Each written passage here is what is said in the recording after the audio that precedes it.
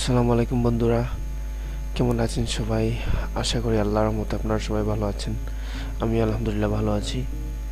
তো বন্ধুরা, আজকে ভিডিওতে আমি আপনাদেরকে দেখাবো মার্জ সেল এবং স্প্লিট সেল কিভাবে আপনারা এমএস ওয়ার্ডের টেবিলে ইনসার্ট করবেন।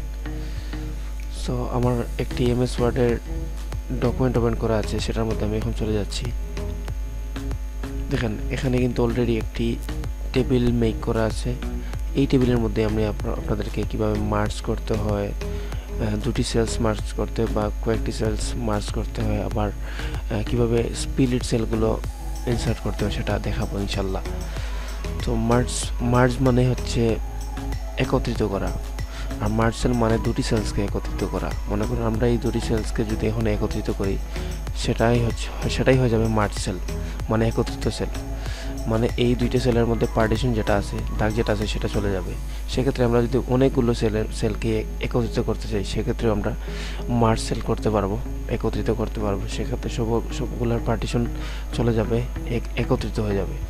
তো ধরুন আমরা এই 4-5টি সেল মনে করেন, এগুলো আমরা একত্রিত করে ফেলবো, বা এটার মধ্যে যে পার্টিশন আছে সেটাকে আমরা রিমুভ করে ফেলবো।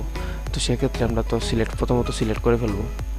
তারপর এটার উপর সিলেক্টের উপর রাইট ক্লিক করে মার্জ সেলের যে অপশনটা আছে সেটার মধ্যে আমরা ক্লিক করব। দেখুন, মার্জ সেলে ক্লিক করার পরেই কিন্তু সব সেলগুলো এখানে মানে একত্রিত হয়ে গেছে, কোনো পার্টিশন আর নেই, সব পার্টিশনগুলো চলে গেছে। ঠিক তেমনি আমরা যদি অন্যান্য সেলগুলো এভাবে একত্রিত করতে চাই, মনে করেন এই সবগুলো আমরা এখানে একত্রিত করতে চাই বা মার্জ করতে চাই, সেক্ষেত্রে কিন্তু আমরা সিলেক্ট করে এটার উপর রাইট ক্লিক করে মার্জ সেলের অপশনটাতে ক্লিক করে দিয়ে দেবো। দেখেন, মার্জ সেল অপশনে ক্লিক করার পরে কিন্তু সব সেল একত্রিত হয়ে গেছে। ঠিক তেমনি আশা করি আমরা মার্জের ব্যাপারটা বুঝতে পারছি। এখন আমরা স্প্লিটের ব্যাপারটা দেখব। স্প্লিট হচ্ছে বিভক্ত করা বা ভাগ করা। যেমন একটি সেলকে আমরা বিভিন্নভাবে ভাগ করতে পারি। যেমন এটার মধ্যে দুইটি কলাম তৈরি করতে পারি, আবার দুইটি র তৈরি করতে পারি। মনে করেন আমরা এখানে দুটি কলাম তৈরি করব বা মাঝখানে একটা পার্টিশন ইনসার্ট করব। সেক্ষেত্রে আমরা এটার উপর রাইট ক্লিক করে স্প্লিট সেল এই অপশনে ক্লিক করার পরে দেখবেন, যেহেতু মাঝখানে একটা পার্টিশন ক্রিয়েট করবো, সেহেতু এখানে দুইটি কলাম চলে আসবে, কলাম হয়ে যাবে অটোমেটিক্যালি। সো আমরা এই কলামের অপশনটাতে দুই যেভাবে আছে সেভাবে রেখে দেবো। আর যেহেতু এখানে র একটিই আছে, একটি থাকবে। তো ওকেতে ক্লিক করলে দেখতে পারবেন, দেখেন এখানে কিন্তু দুটি কলাম হয়ে গেছে, একটি কলাম। আবার মনে করেন আমরা এই সেলের মধ্যে যদি কাজ করি, দুটি কলাম দুটি রো আমরা যদি ইনসার্ট করতে চাই একটি সেলের মধ্যে, সেক্ষেত্রেও আমরা রাইট ক্লিক করে স্প্লিট সেল অপশনে ক্লিক করে দুটি কলাম দেওয়া হয়েছে, আবার আপনার রোর মধ্যে দুই দিয়ে দেবো, তারপর ওকেতে ক্লিক করে দেবো।